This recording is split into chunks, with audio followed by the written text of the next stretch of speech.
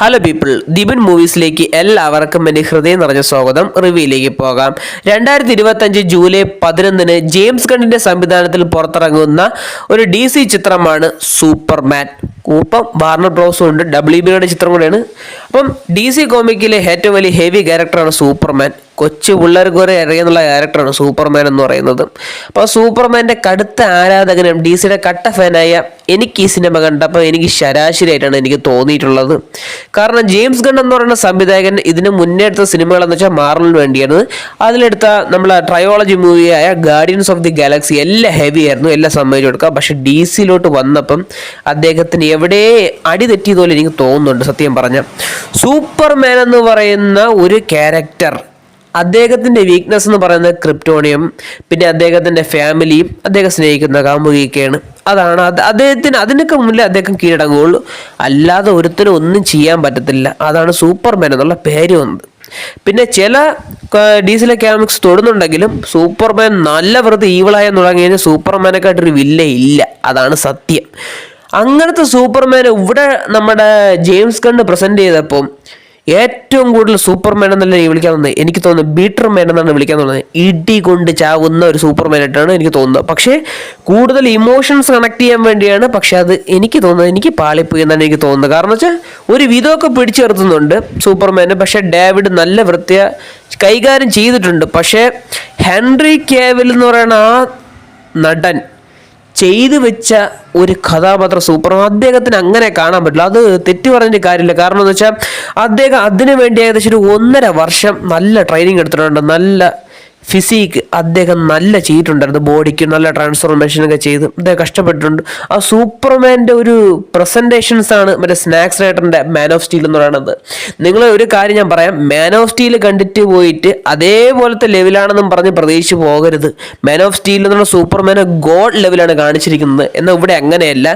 ഇത് ഹ്യൂമൻ കണക്ഷൻസും ഹ്യൂമനെ സംരക്ഷിക്കുക അങ്ങനെ ഓൾഡ് വൈബ്സ് ആയിട്ടുണ്ട്. പക്ഷേ ഓൾഡ് വൈബ്സ് ഇതിനെക്കാട്ടി ഹെവിയാണ്. സൂപ്പർമാൻ 2006 എന്നൊക്കെ പറയുന്നത് ഹെവി സാധനമാണ്.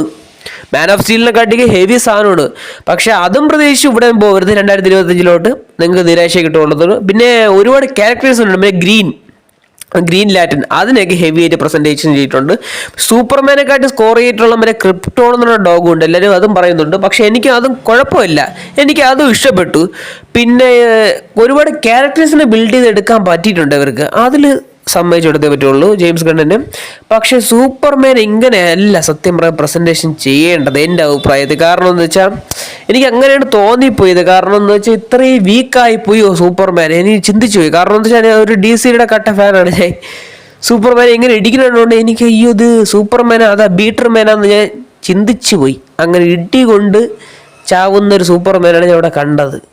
അപ്പോൾ അദ്ദേഹത്തിൻ്റെ ഒരു ഓറ എന്ന് പറയുന്നത് സ്നാക്സ് റൈറ്റർ എന്ന് പറഞ്ഞാൽ അദ്ദേഹം വേറെ ലെവലാണ്. ഹെൻറി കാവിലിനെയൊക്കെ പ്രസൻറ്റ് ചെയ്തേക്കുന്നതും അദ്ദേഹത്തിൻ്റെ ഇൻജസ്റ്റിസ് എന്നെടുത്ത ഒരു ഡാർക്ക് വേൾഡാണ് അദ്ദേഹത്തിൻ്റെ ഒരു DCയുടെ സൂപ്പർമാൻസും ബാറ്റ്മാനും എങ്ങനെയായാലും കിട്ടില്ലോ സുപ്രീമായിട്ടാണ് അദ്ദേഹം എടുത്തു വെച്ചിട്ടുള്ളത്. ലാസ്റ്റ് ഇറങ്ങിയ ജസ്റ്റിസ് ലീഗ് സ്നൈഡർ കട്ടിൻ്റെ 2021 വെർഷൻ അത് കണ്ടപ്പോൾ എനിക്ക് മനസ്സിലായി ഇയാളെ കയ്യിൽ കിട്ടിക്കഴിഞ്ഞാൽ വേറെ ലെവലാക്കി കൊണ്ടുവന്നു. അങ്ങനെ ഇരിക്കുന്ന DC ഇയാളെ പറഞ്ഞു വിടുന്നത് എന്തിനാ എന്തോ. 300ഉം മറ്റേ അതിനു മുമ്പേ വാച്ച്മാൻ എന്നുള്ള സിനിമ ഇദ്ദേഹം ചെയ്തിട്ടുണ്ടായിരുന്നു സ്നാക്സ് റൈറ്റർ.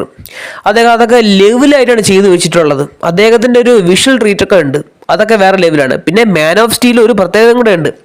നമ്മുടെ ക്രിസ്റ്റഫർ നോളനും കൂടെ എഴുതിയ ഒരു സിനിമയും കൂടെ ഉണ്ട്, കുറച്ച് കഥ മാൻ ഓഫ് സ്റ്റീലിൽ. അപ്പോൾ അദ്ദേഹം എനിക്ക് എൻ്റെ അഭിപ്രായം പറയുന്നത് ജെയിംസ് ഗണ്ണിനെക്കാട്ടിയും കൊടുക്കാനുള്ളതെന്ന് വെച്ചാൽ ഈ ക്രിസ്റ്റഫർ നോളനും സ്നാക്സ് റൈറ്ററിനും കുറച്ച് സമയം മാത്രമേ കൊടുത്താൽ മതി. DC വേറെ ലെവലിൽ തന്നെ അവരെത്തിക്കും.